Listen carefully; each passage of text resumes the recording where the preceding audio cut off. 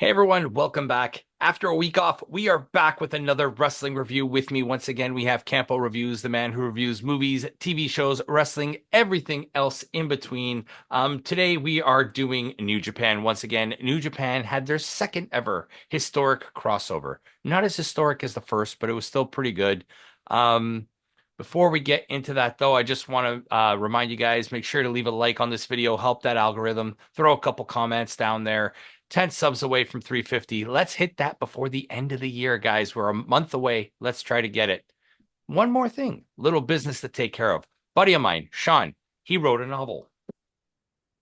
Cheap promo right here for my buddy Sean, The Ghost of Vimy Ridge. It's about a World War I soldier and the mental anguish he deals with. So I'll leave a link to buy his book down in the description box below. Not sponsored by him. He's a good friend of mine. I'm not getting any kickback from it. Sure. I'm not. I don't believe you. I even paid for the book. He's an Amazon shill. Yes, he is. Because I don't get any money from He Amazon. doesn't have a cat. Yeah, exactly. Buy the book. Buy the book. It's my buddy Sean. He'll appreciate it. Sean, if you're watching, that's for you. Let's get right into the show.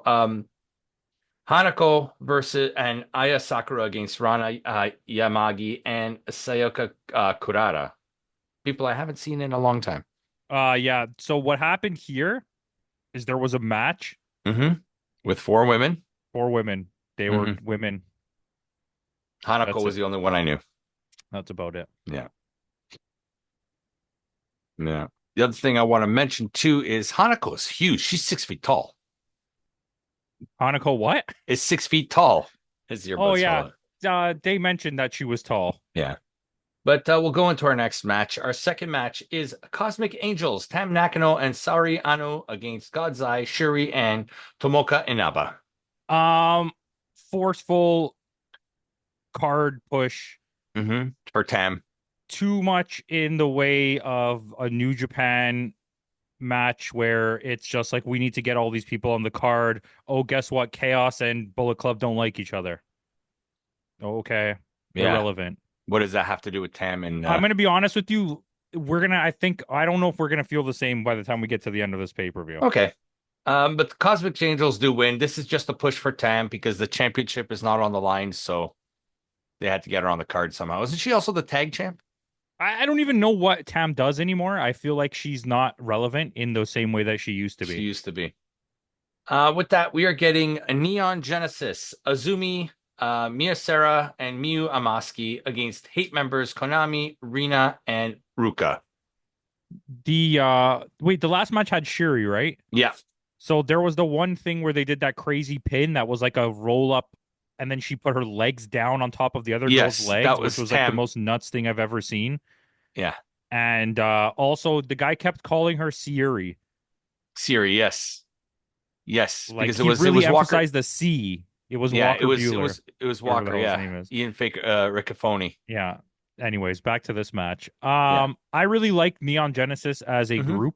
Yeah. Neo Genesis. Neo Gen is it Neo? Uh, Neo Genesis, yeah. yeah, but they kept saying Neon Genesis, the Mm-hmm. announce team. Um, At least they didn't say Sega Genesis. yeah, that's true. I really like them as a team. I think it's a really strong unit. Mm-hmm. I'm a little confused what the hierarchy of them is Yeah, because because it's they're like kind of all over the place. they present Azumi as like the leader, but then also don't they have like Mayu Iwatani or one of those people? Sarah is on the group. It's Azumi, Suzuki, Miyasera, and Amaski, and Azumi. Starlight Kid is also Starlight part. Kid is also there. Yeah, That's who it was. yeah. Anywho, Mm-hmm. it was a fine match, but it's like we haven't watched as much Stardom this year as we did the last year and a Yeah, half. And we're kind of picking and choosing what we watch now because it's just so much that we do watch that some stuff is gonna get left by the wayside, like NXT, some yeah, Stardom. I feel like the storytelling here, which we'll talk about in our other review or already have talked about, um, Stardom storytelling is like Noah, where nothing really has a reason. It just It's just happens. there. It just Yeah, exists.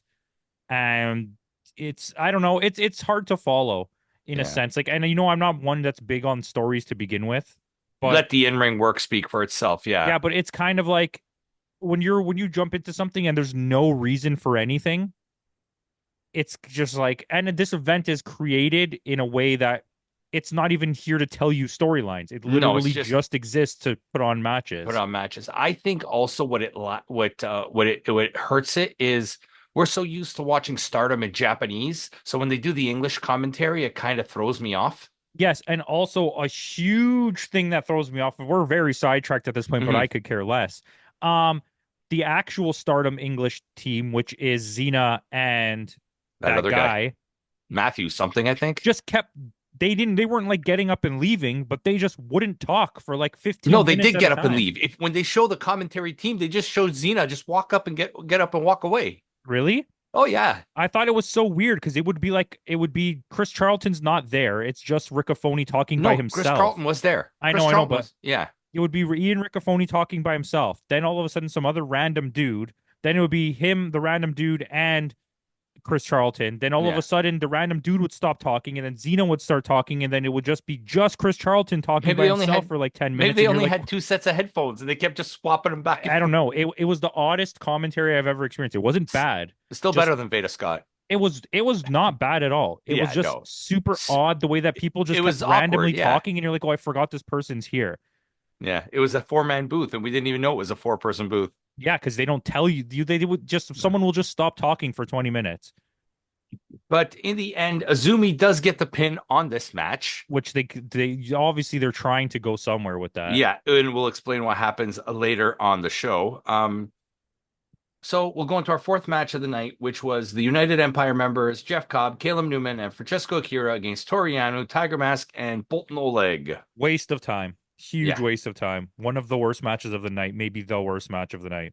And not because it was bad because of in-ring work. It just was pointless to me. There was no reason to have this on the card at Yeah. all. It's just to keep the feud going between United Empire and those And guys. Toriano, Yeah, well, okay. More like Bolton. that's what we wanted. Bolton Oleg to Yeah. continue his feud with nobody. Caleb Newman. Congratulations. Toriano has more of a role in Yakuza 6 than he does. Right? It's like it's just like what was this match for? So that Caleb Newman and Bolton Oleg could hang out with hot Japanese girls? Is that literally like Basically, that's literally what happened in the match, yeah. A little bit of a showcase for Akira as well. he doesn't need a showcase. He's already He's good. he's already good. That's true. But United Empire do go over. Francesco Akira gets the pin on this one. So with that, we're gonna go into Hate and the Bullet Club War Dogs against Wingori, Hiroshi Tanahashi, and Ryusuke Taguchi. No Mandarin trunks for him tonight. It's out of control. Yeah. This was I don't know. This was odd. It was. I understand there's like the Bullet the War Dogs and Hate have this thing going and but I I don't know. It just didn't doesn't this feel this it is just doesn't feel organic to me. yeah, none of this pay-per-view does. And Yeah. it's weird to me because the way that they present this, like I was gonna wait a bit, but the way this pay-per-view is presented is in a way that it feels like it's hosted by Stardom and not Hmm. New Japan. And it's like a showcase for New Japan people to find their wrestlers. So they're just loading up the card with people, even Yeah. though the matches make no sense. You know, it's like one of those times when it's like multiverse, right? Where it's like Hmm. it's not really a New Japan pay-per-view, it's Impact. So Impact just tried to make as many matches as they could to shove people on the card, even though To get you're a like, who, payday. yeah, it's like, do I want to watch Tanahashi fight random guy number 7? No, but you want to show off random guy number 7, Yeah. and him fighting Tanahashi makes him It's a look big good. deal for him. Yeah. But to be fair, though, let's give Tanahashi his credit. He didn't look bad in this match. No, he didn't look bad. No, no, this match wasn't bad. It's No, just it was good. Taguchi was hilarious in this it's match. just a strange match. Yeah. I really like Taguchi was fun in this match. He's like no selling the chops. Like they throw him into the chairs and he's just kind of like sitting there like, hi. They should have gave him the a female counterpart on the other team that would have been like the joke maker. Yeah. Like that clown, Fujin Death or whatever. Yeah, something like that because it was Yeah. like he was making the jokes, but then the other team wasn't making any jokes, and it's like it Yeah. felt a little Odd. off. Yeah. But Hate and the Bullet Club War Dogs go over. You can't really have Gabe Kidd lose at this point. No, because Because he's going to be Kenny Omega, so he's got to win yeah. every match. So with that, Next match of the night, we have an intergender hardcore match. Great Khan defending the provisional KOPW championship against Suzu Suzuki. This was good. I really enjoyed this match. Yeah. It was a little bit Over the top. no, it's they took two people that aren't the Known for, best workers, I think. Like, not that they're bad, because we know that Great Khan can go, and we know yeah, that so can Suzuki. But it's like, for this type of match, I think you could have got better people, at least from the New Japan side. You could have got someone who's used to working more hardcore matches, so it felt Yeah. authentic. Because Great Khan didn't feel like he Even though he wanted was to in the do main, it. even though he was in the main event, this would have been a good spot for El Desperado. Yeah, this would have been the perfect spot for El Desperado. Legitimately But perfect. then it wouldn't be for the belt. That's true. Yeah. But I like the styrofoam fork board. What else? There was like a whole bunch of weird spots. Suzuki like actually staples herself at one Yeah. point I on the mean, cheek. it wasn't a lack of hardcoreness here. The match is good. I just Yeah. felt like if you were gonna do this, you probably could have picked two better people to Yeah. do this. The staples to the crotch were kind of funny. A lot of it was good, man. Yeah. The breaking the fork board Yeah, that was fun. the The fork was forks in the literally mouth. stuck in her. Yeah, the Yeah. forks in the mouth, stuff like that. But Great Khan does retain. We knew Suzuki wasn't going to win this match, but she came close. There were a was a few. period where she had all the offense. Yeah, I actually thought, are they really going to give her the belt? Like that, do something different, do that. But Great Khan does retain. So with that, we are going into our next match. Clark Connors and Tekla against Taichi and Natsupoi. This is the match of the night. Mm-hmm. And I wish that they just didn't have the men. They could have just gave me Natsupoi versus Tekla, because that was the only good parts of this match. That was the highlight of it. Yeah. Every time there was one of the guys in the ring, the match was not good. Yeah. But And that's me saying a lot for calling this match of the night. Like, the Tekla versus Natsupoi was absolutely fantastic. Yeah. And it shows you why they're two of the top women's wrestlers in the world. And even though Clark Connors has improved over the last 2 years, when we saw him, like when I first saw him, man, it's Taichi. Yeah, he's not good. Yeah, he doesn't ooze that charisma of the guy that you used to tell me was good all the time. Yeah, Taichi is far removed from the Taichi I used to watch 10 years ago. He's just like a blank shell of his former self now, that he just shows up to matches. He doesn't have that because he has name value to him. Yeah, he doesn't. It's like he doesn't care anymore. Yeah, but they do get the win. Natsupoi does get the pin over Tekla. Oh, well, and it was a good, man. It was solid. Clark Connors has gotten a lot better, though. Yeah, he has definitely improved. But we've been fans since when everyone was the first Forbidden Door. Yeah, when everyone was upset that he showed up at first Forbidden Door, we were like, wow, this guy's pretty good. Yeah, when we knew that he came up, he dressed like Crocodile Hunter or something like that. Yeah, didn't he replace somebody good in that match, like a big name? Yeah, I think so. He was a replacement for somebody, whether it was Danielson or somebody. It was some relatively a much larger name than him, at least. I know it was an AEW name. Was it? Might have been Guevara. It could have been. I know that because that match had a lot of big names. That had Malachi Black and Miro and Pac. Yeah, that was a good match.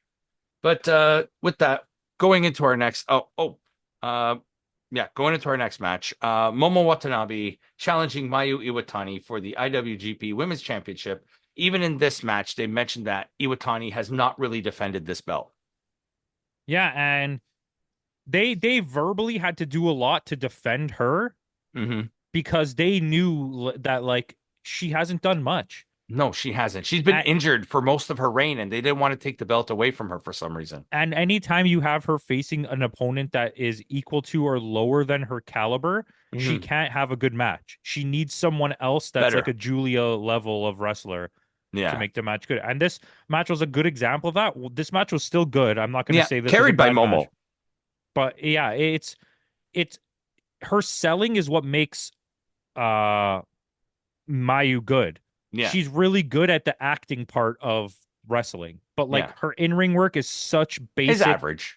And it's very dangerous the way that she wrestles. Yeah. And normally we wouldn't argue about stuff like that, but I feel like the reason her moves look good is just because those people luckily take it without getting hurt. Yeah. Momo's a great example of that. At first I thought when Momo came out with the bat and Mayu came out with the glove and the ball, are they going to play baseball? They could. You never know. Little Tokyo Tigers action over there. Yeah, Momo's been quietly making a big name for herself. Yeah. But as we knew was going to happen, Mayu retains. Who should come out? Azumi, challenging her to at Wrestle Kingdom. This is the pass. Yeah, this is If definitely they don't give Azumi the belt, I will not watch Stardom again. Stardom again until she loses the Yeah, belt. Azumi has improved so much over the last year. Like, Azumi has been a top tier talent since the days of Julia and Shuri. mhm, Just since that about a feud. year and a half Yeah. ago. She has been that good, and she proved her worth in the match with Mercedes Monet. That three-way match Yeah, which with was her and Momo. crazy. Yeah. But main event of the night, Zack Sabre Jr. and Micah against El Desperado and the Starlight Kid. It was a match. Yeah, it was It wasn't fine. anything special to me. I'm gonna be honest with you. This is gonna be the most blasphemous thing I've probably ever said. I'm already so bored of Zack Sabre Jr. Like it's always Zach the same match. Zach he's a great wrestler, but he lacks that charisma. These are the kind of matches that you don't do with Zack Sabre Jr. Zack Sabre Jr. needs to always be in a high profile Technical one-on-one match. match, Yeah. not in team matches Or tag matches. or like comedy matches that he doesn't Like I work in watched those. a little bit of the tag a world tag league, and Zach and thing are not like my favorite team in the group No, I don't think so. You know what's funny? We never really talked about it, but I looked at the roster, I guess you would call it, for best of the the super world tag tag league. league, whatever it was. Yeah, juniors tag league, not the heavyweight, the junior one that just Okay. finished. It was fucking stacked. Every Yeah. single team was good. Every Yeah. single team. But the thing is, this year and the and World Tag League, that same team, the London Paul Jake London or whatever his name is, Yeah. they're in the heavyweight So they were in tournament. both. They were in both, and you have Tanahashi also competing in the heavyweight with Naito. What? Yeah, That's the team. sorry, not Tanahashi and Tanahashi, Naito. Takahashi. My Oh, apologies. Takahashi. Yeah, Hiromu Takahashi, who's a junior weight. But that's because they've always talked about them being a tag team. Yeah, And I think there's a good rule that you can I ripped that right out of my ear. There's a good rule you could make to get past that, which is like if you're on a team with a heavyweight, that heavyweight can wrestle in the junior and the junior can wrestle in the wrestling the heavyweight. heavyweight makes sense. But I mean, it was fine. It was not the greatest. I'm not really the biggest fan of intergenders, but Micah in this match, she was fantastic. Yeah, Micah's just a great wrestler. I think Yeah, Micah might be the best wrestler on the roster right now. yeah. Um Starlight Kid was pretty good too. Starlight yeah, Kid is tiny. yeah. She's like, was it 4'9" or something like that? She's good though. But you could see like obviously it's in Japan, a lot of times you're not going to get a rub until way later. Yeah, And like the amount of her status in the company yeah. times the way that the crowd likes her is kind of crazy to me that she's never in the The like main event. main event because she's still treated very well in Stardom and the Yeah. fans love her, but like for some reason she's never part of like the title Is it matches is or it like because she's like so small? I think that it's like a Vince McMahon situation where it's like there's just something about her that they don't like enough to like Yeah, give her that. to give her that But it's going to push. come down to a point where all the good ones are either going to leave or retire, and then they're going to be like forced with like Naitoing her at like 40 years old, or like, okay, well now we Yeah. have to do it. Unless she pulls a Julia and joins Hat Guy. I mean, she could. You never know. But I don't know how Hat Guy's going because I haven't watched the Marigold in a while. yeah, I haven't seen Marigold in a while, not since the last pay-per-view. But Zach and Micah do retain, and that's the end of the show. Middle of the road for me. I gave it a 7-1. I give it a flat 7, and it's only because the Yeah. raw entertainment value is there, Hmm. but there's just I enjoyed a lot of the talent on the card. if there was more to care about, it would have been higher up. The Yeah. problem is it just there's no reason for you to care about anything that's happening. Yeah. And Same idea. I compare that to the Canada thing, the The MLP? MPW Yeah. MLP, where it's like, yeah, the matches were good, but like, did you There were no care? stakes. No, Yeah, the AEW this weekend. I'm not going to give spoilers, I've only but watched about half of it. I'm But not going yeah, to give spoilers. But like when you look at that card, I was like, I don't care about watching any of these matches, and that's yeah. how it's been like for the last three pay-per-views for Well, them. as much as I love Jay White, I don't care about Jay White and Hangman. Yeah, I don't, and it's like I don't need to see that again when I can watch them do other things. Yeah, It's but not a dream match when I've seen it six times now in that life. that's true. That's true. We've seen it. I didn't like the finish of Lashley and Swerve either. Well, we're not going to talk about that here. That's next week, guys. That's next week. Tune in next week for AEW. So with that out of the way, guys, tune in tomorrow. Tomorrow we are going to have our second review of the week. We are featuring Noah once again. It's been a while since we did a Noah show. This show is called Destiny, not Destiny. It features Hitoshi Saito's retirement match, which came out of Important, nowhere. Which came out of nowhere. relevant. So it is relevant. So with that out of the way, guys, thanks again for joining us. Tune in tomorrow. And with that out of the way, in the words of Kenny Omega, goodbye and good night.